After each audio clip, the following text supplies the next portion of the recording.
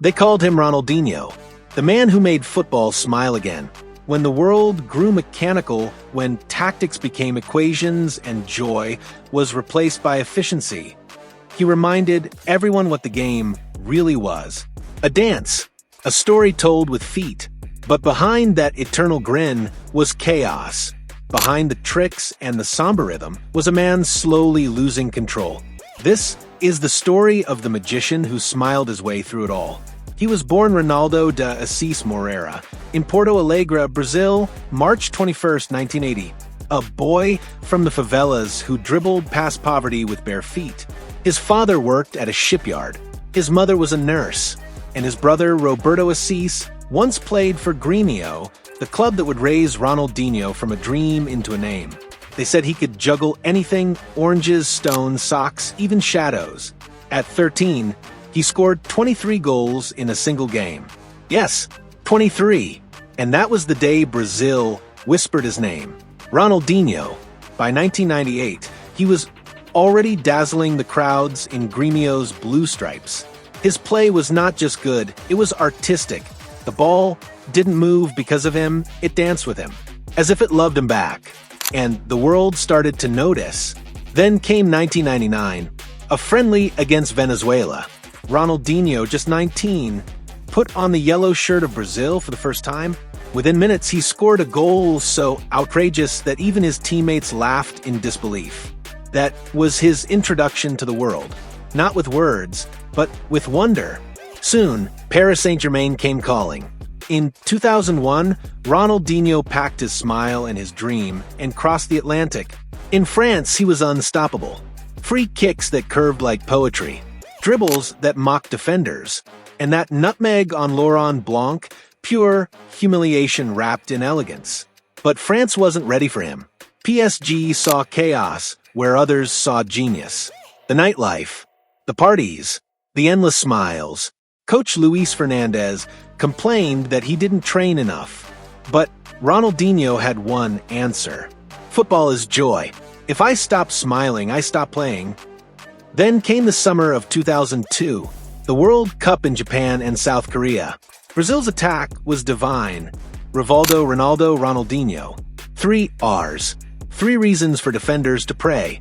And that quarterfinal against England, that free kick over David Seaman. A lob that looked like luck, but only geniuses make luck look that deliberate. Brazil lifted the trophy. Ronaldinho lifted the world. He was now more than a player. He was an idea. Football was art again. In 2003, Barcelona signed him. A club in ruins. A dressing room divided. A fan base losing hope. But that changed the moment he stepped onto the Camp Nou pitch. He didn't jew. SD signed for Barcelona, he rescued them. The night of his debut, every touch was a reminder that joy was back in football. He smiled, defenders panicked, and fans began to believe again. By 2004, Barcelona had rebuilt their soul around him. By 2005, he was unstoppable. By 2006, he was immortal. You remember it. That night at the Bernabeu. Real Madrid versus Barcelona. A rivalry soaked in blood and pride. Ronaldinho tore Madrid apart. Not once, twice. He dribbled past Ramos like he was air. He made Casillas freeze. And then he smiled. The crowd rose. Not the Barcelona fans. The Madrid fans. They stood up and applauded him. That night, he became eternal. A man who turned enemies into admirers. At his peak, he won it all. La Liga titles. The Champions League in 2006. FIFA World Player of the Year, twice. In those years, he was the sun. Everything revolved around him. And yet behind the glow, the shadows grew. The late nights became later. The training sessions became fewer. The smiles hit exhaustion. Pep Guardiola once said, "When I arrived at Barca, Ronaldinho was gone. But he left us something greater than trophies. He left us joy." He had taught the next generation how to dream again, including a small, shy teenager from Rosario, Lionel Messi. Ronaldinho was the one who passed Messi the torch. Literally, on Messi's first goal for Barcelona, the assist came from Ronaldinho. He hugged the boy after the goal, smiling like a proud older brother. It was symbolic. The magician had found his heir. But as Messi's star rose, Ronaldinho's began to fade. 2008, he left Barcelona. No farewell, no parade. Just silence. The magician was gone. He moved to AC Milan. Italy expected fire. They got flickers. He still had moments, a free kick here, a no-look pass there, but the spark was fading. His body was tired. His rhythm was lost. Off the pitch, the stories grew darker.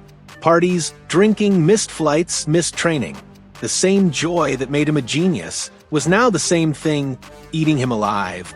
Yet he never stopped smiling, even when the world criticized him, even when he was benched, even when they said he was finished. He smiled, because for him, football was never about control. It was about freedom. He returned to Brazil in 2011, Flamengo, then Atlético Mineiro, and once again, the old magic flickered back to life. He led Atlético Mineiro to their first ever Copa Libertadores title in 2013. At 33, he was smiling again. The streets of Belo Horizonte erupted with joy. For one last time, the magician made the ball dance. Then came Mexico Querétaro, then Fluminense, and then the end. In 2018, he announced his retirement. No press conference, no tears, just silence. But his story didn't end there. 2020, Ronaldinho was arrested in Paraguay for entering the country with a fake passport. The images broke the internet. The smile was still there, but it looked different now. Tired, lost, he spent 32 days in prison. Then 140 under house arrest. A legend behind bars. But even then he played football. Inside the prison. Winning the jail tournament. Scoring 5, assisting 6 in one match. And yes, he smiled. Because chaos couldn't take that from him. When he finally walked free, the world welcomed him back. Not as a superstar, but as a reminder that joy, no matter how broken, still finds a way to live. Today, Ronaldinho lives quietly. Occasional appearances, brand deals, mentoring young talents.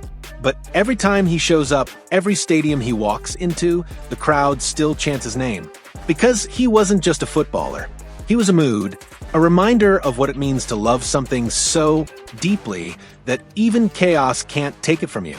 If you strip away the fame, the money, the scandals, what remains is a boy from Porto Alegre who smiled his way through it all. He wasn't perfect. He wasn't disciplined. He wasn't consistent. But he was unforgettable. And maybe that's the point. Maybe football isn't about perfection.